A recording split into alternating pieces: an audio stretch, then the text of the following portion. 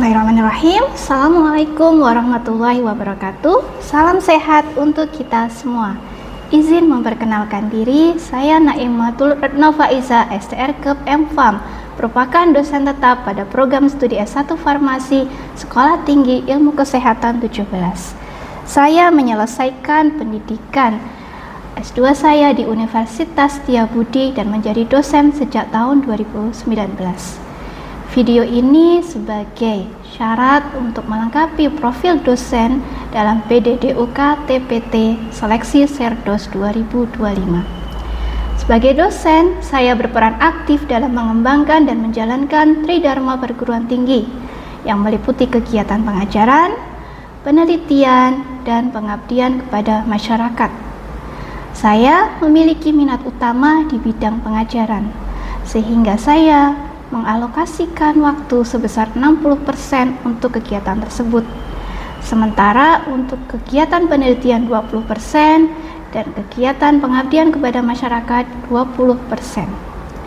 Dalam kegiatan pengajaran, fokus pengajaran saya terletak pada pengembangan metode pembelajaran aktif yang mendorong keterlibatan mahasiswa secara kritis dan kreatif.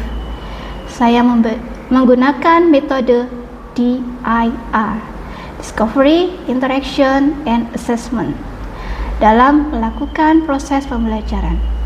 Pada tahap delivery, saya mengarahkan mahasiswa untuk mampu mengidentifikasi konsep dan fenomena dari materi yang dipelajari, baik melalui studi literatur, observasi, maupun pemecahan masalah konstekstual. Sebelum memulai pembelajaran, saya terlebih dahulu mengupload materi pembelajaran melalui aplikasi LMS yang merupakan aplikasi e-learning system yang dimiliki oleh Stikes 17 untuk mempermudah mahasiswa dalam mengakses materi bahan ajar. Pada tahap interaction, mahasiswa saya ajak berdiskusi, mengajukan pertanyaan kritis, serta menggali jawaban melalui interaksi antara dosen dengan mahasiswa. Proses ini bertujuan untuk membentuk pola pikir mahasiswa agar lebih kreatif dan berpikir kritis. Dan terakhir, pada tahap assessment, saya memberikan pertanyaan mengenai materi perkuliahan untuk mengetahui pemahaman mahasiswa terhadap materi yang diberikan. Kemudian saya memberikan kuis untuk menguji kedalaman pemahaman mahasiswa secara mendadak, dan tugas yang bertujuan untuk meningkatkan kemampuan mahasiswa berpikir kritis dalam memecahkan suatu masalah. Evaluasi pembelajaran juga saya lakukan melalui UTS, UAS, dan juga tugas. UTS dan UAS saya buat dalam bentuk pilihan ganda dan esai dalam kasus vignette agar mahasiswa terbiasa dengan tipe soal UKAE ketika nantinya akan melanjutkan pendidikan profesi. Kemudian soal ujian ini bisa diakses dan dikerjakan mahasiswa melalui LMS secara online. Untuk tugas perkuliahan, saya nilai melalui isian tugas dan waktu pengumpulan tugas, dan keaktifan melalui interaksi mahasiswa selama perkuliahan. Untuk bobot penilaian saya adalah UTS 25%, UAS 30%, tugas dan kuis 35%, keaktifan 5%, dan kehadiran 5%. Dalam mengolah nilai, saya transparan dan objektif dengan melihat kemampuan mahasiswa. Dan nilai minimal lulus dalam mata kuliah saya adalah C dengan range 60-64,9. Jika mahasiswa tidak mencapai nilai minimal, maka mereka harus melalui remedial melalui laman LMS. Keilmuan yang saya tekuni berada dalam bidang farmakologi, dengan salah satu mata kuliah yang saya ampu adalah farmakologi dasar. Melalui kegiatan pembelajaran farmakologi ini, saya menargetkan agar mahasiswa bisa dapat memahami konsep teoritis dan juga mampu menerapkan ilmu farmakologi dasar secara komprehensif dan kontekstual, selaras dengan capaian pembelajaran lulusan di program S1 Farmasi. Dan farmakologi dasar ini saya berikan pada mahasiswa semester 3 dengan bobot SKS 2 SKS dengan JPL. Yang pertama adalah mampu menunjukkan sikap yang bertakwa kepada Tuhan, menunjukkan nilai kemanusiaan, cinta tanah air, dan memiliki karakter yang religius, kompeten, dan kompetitif dalam setiap bidang keahliannya. Kemudian mahasiswa diharapkan menguasai teori, metode, dan aplikasi, serta ilmu serta teknologi di bidang farmasi. Dan JPL selanjutnya adalah mahasiswa mampu memahami konsep dasar farmakologi, farmakodinamik, farmakokinetik, serta memahami terkait dengan penggolongan obat dan memahami cara perhitungan dosis dan pemberian obat. Dan JPL terakhir adalah mampu mengetahui konsep farmakologi dalam perhitungan dosis yang rasional. Untuk CPMK pada mata kuliah farmakologi dasar adalah yang pertama, mahasiswa mampu memahami konsep dasar farmakologi, farmakodinamik, farmakokinetik, menguasai teori, metode, dan mampu menjelaskan aplikasinya dengan baik. CPMK kedua, mahasiswa mampu memahami nasib obat dalam tubuh, menguasai teori metode, maupun menjelaskan aplikasi dengan baik. CPMK ketiga adalah mahasiswa mampu memahami sifat kerja obat dengan kompeten. CPMK keempat, mahasiswa mampu memahami reseptor obat, menjelaskan secara tepat terkait reseptor obat dengan kompeten. CPMK kelima, mahasiswa mampu memahami konsep efek samping dan interaksi obat dan menjelaskan dengan tepat. CPMK keenam, mahasiswa mampu memahami cara pemberian obat dan menjelaskan rute pemberian obat dengan tepat. CPMK ketujuh, mahasiswa mampu mendemonstrasikan cara perhitungan dosis secara tepat. Capaian pembelajaran ini telah saya rumuskan dan saya tuangkan dalam rencana pembelajaran semester serta kontrak kuliah yang saya susun bersama dengan tim dosen sebelum dilaksanakan kegiatan perkuliahan. Guna memperjelas, berikut saya tampilkan proses pembelajaran yang telah saya lakukan. Ya, sebelum kita mulai pembelajaran pada pagi hari ini di pertemuan kedua untuk farmakologi dasar, kita mulai dulu dengan doa ya. Mas Rifat hadir? Hadir. Oke, silakan dipimpin doa. Sebelum melaksanakan pembelajaran pada pagi hari ini, mari kita berdoa untuk agama dan kepercayaannya masing-masing. Berdoa dimulai.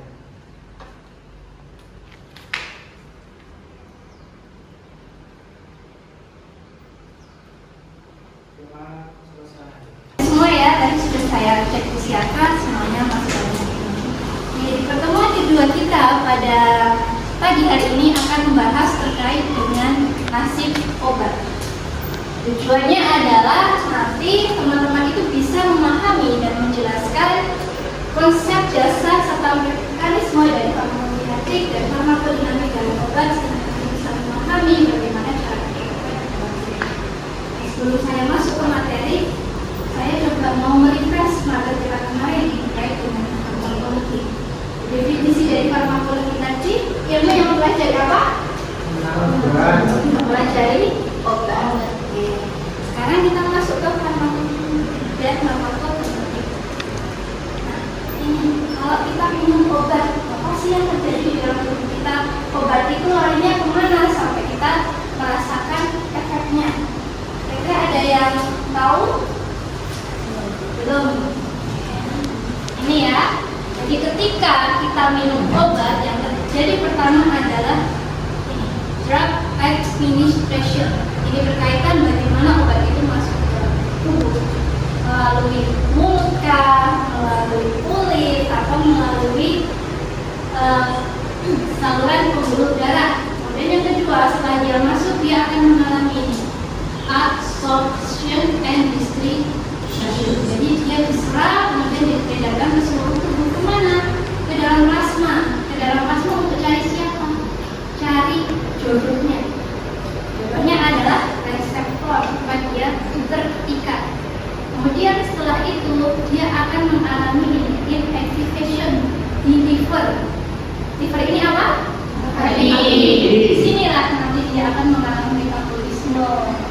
Kemudian hasil dari metabolisme yang tidak diolah ini akan dikeluarkan. Ini ada produk-produk pengeluarannya yang gratis.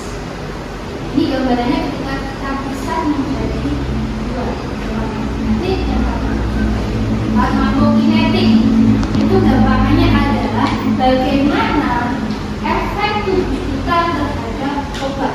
Jadi kalau ada obat masuk responnya gimana? Contohnya kalau kita makan, makanan itu akan diapakan? Begitupun dengan obat. Obat dia akan mengalami mekanisme ini dulu. Dia akan diserap. Serap ini berdasarkan dia bagaimana cara. Nah, farmakokinetik itu nanti sampai dia dikeluarkan. Sebelum dia dikeluarkan dalam metabolisme ini juga mengalami farmakokinetik. Jadi kalau farmakokinetik itu berikatan sama reseptor. Teman-teman bayangkan kalau ada gembok sama anak kunci. Kalau ada gembok dan anak kunci, kalau dia bukan anaknya, kebuka nggak gemboknya? Itu pun dengan obat. Jadi kalau kita dalam kondisi sakit, misalnya kita minum obat dan itu sesuai, akan menimbulkan efek. Contohnya, demam, minum paracetamol, maka demamnya akan turun. Tapi kalau dia obatnya keliru, misalnya demam, tapi minumnya malah vitamin, vitamin dalam darah contohnya, maka demamnya tidak akan turun karena bukan resep. Ini ada beberapa cara obat itu masuk. Jadi cara obat itu masuk nanti akan mempengaruhi seberapa banyak yang dia serap. Ini caranya dari IV suntikan, kemudian suntikan melalui muskular, lalu suntikan intra peritoneal itu di perut, inhalasi oral dan juga cara lain. Ini contoh pemberian obat secara enteral itu melalui saluran cerna. Jadi bisa diminum, bisa ditaruh di bawah lidah atau di antara gusi. Biasanya untuk obat-obatan di bawah lidah dan gusi ini adalah untuk obat yang mengurangi nyeri dengan lidah. Namanya adalah opioid atau narkotika. Kalau yang oral ini bisa disebutkan contoh obatnya untuk apa? Pil, tablet, kapsul. Kemudian selanjutnya adalah parental. Di parental ini melalui saluran, bisa melalui suntikan ataupun inhalasi melalui saluran pernapasan dan melalui kulit. Contoh obat yang melalui kulit apa? Salur. Ini gambarannya yang berpengaruh terhadap absorpsinya. Jadi kalau teman-teman lihat di sini yang kira-kira efeknya atau jumlah di dalam darah paling banyak yang mana? IV atau intravena. Ada yang tahu kenapa obat intravena dia konsentrasi di dalam darahnya itu lebih tinggi dibandingkan obat-obat yang lain? Jadi jelas sekali karena langsung masuk ke pembuluh. Sedangkan kalau intra muskular dia harus melalui otot dulu, sukutan sama, lalu orang harus melalui saluran pencernaan. Dia absorpsi, ini adalah perpindahan dari tempat pemberian ke sirkulasi darah dan asam. Makanya untuk obat IV dia akan lebih cepat karena dia langsung masuk ke saluran sistemik atau peredaran. Ini kemudian selanjutnya setelah masuk ke peredaran darah adalah dia akan didistribusikan, disalurkan ke mana? Ke saluran darah, sirkulasi sistemik, kemudian diarahkan ke reseptor. Misalkan kalau obat-obatan demam, dia langsung masuk ke reseptor demam. Obat-obatan hipertensi langsung masuk ke androgenik. Distribusi ini berkaitan juga dengan ikatan. Jadi ada ikatan suatu obat dengan bagian yang tidak aktif atau albumin darah. Nah, yang tidak aktif ini nanti yang akan menghasilkan sisa metabolisme yang nantinya akan dibuat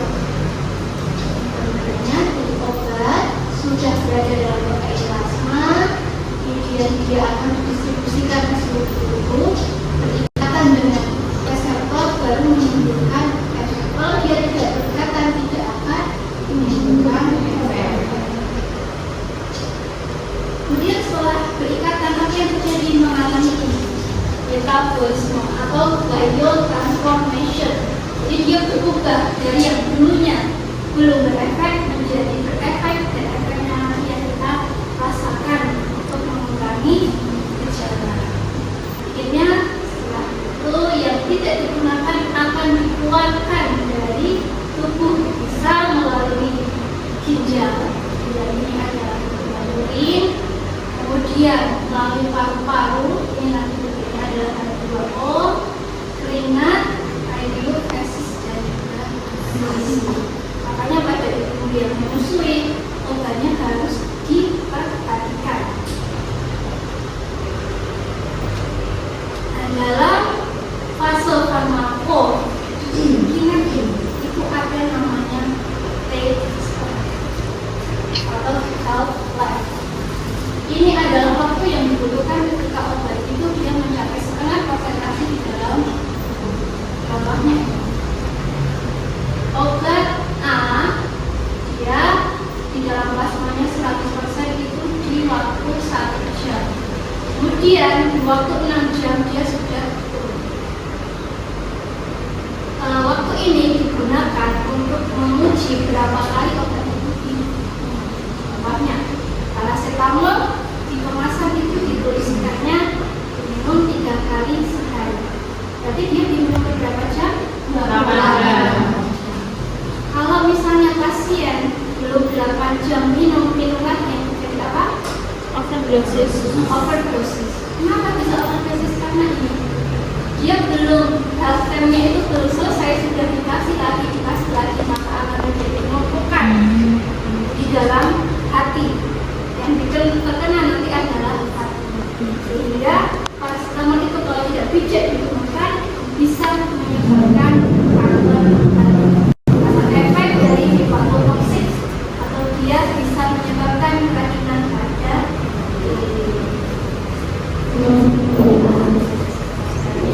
kalau obat itu di dalam darah, dia dimulai dari absorpsi. Ketika absorpsi bisa mencapai puncak kadarnya, kemudian didistribusikan dia akan berkurang. Kalau eliminasi akan habis kadarnya.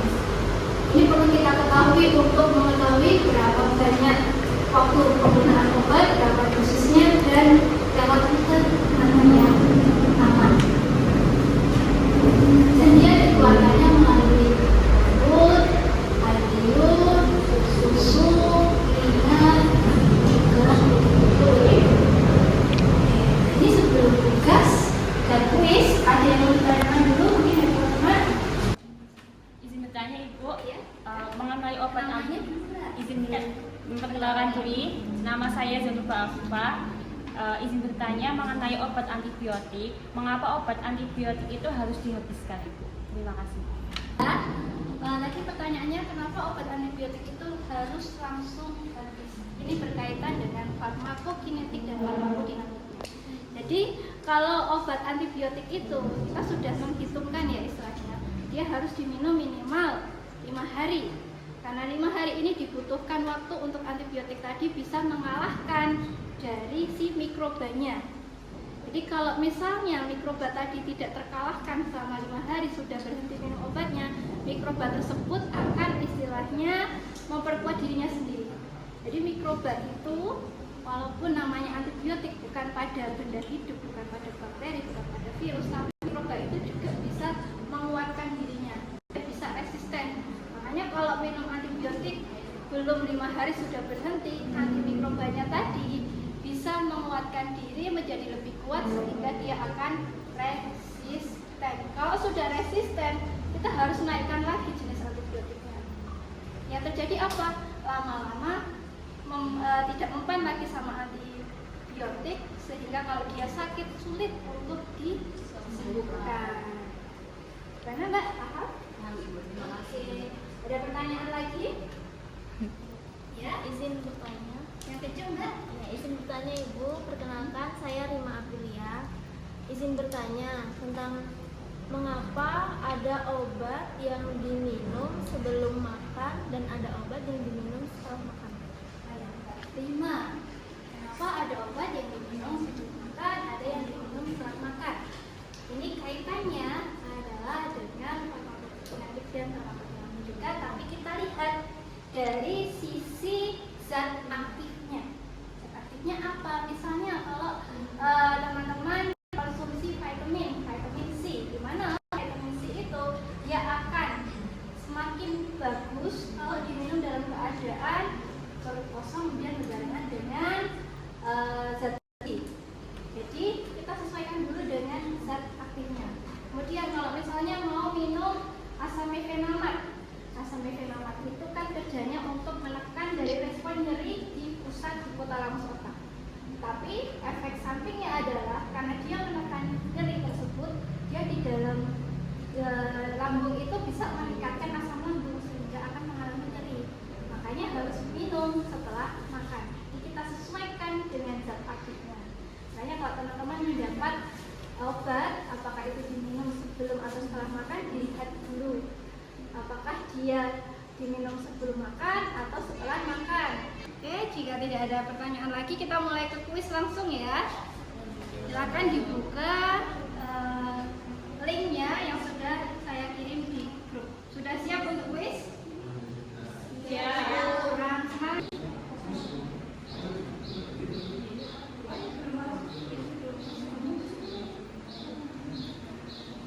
Sudah mulai ada yang menjawab benar? Lihat perkejaran skor antara Mbak Windy.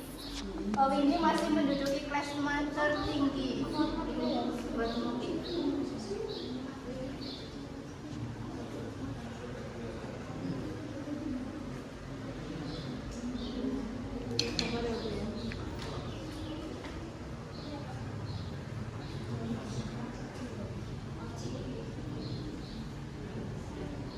Oke, wah ini udah banyak yang mengerjakan dan 86% akurat, berarti teman-teman sudah mengerti. Ini sudah semua ya? Sudah. Kita lihat siapa pemenang klasmen pada perkuliahan siang hari. Siapa menduduki angka pertama?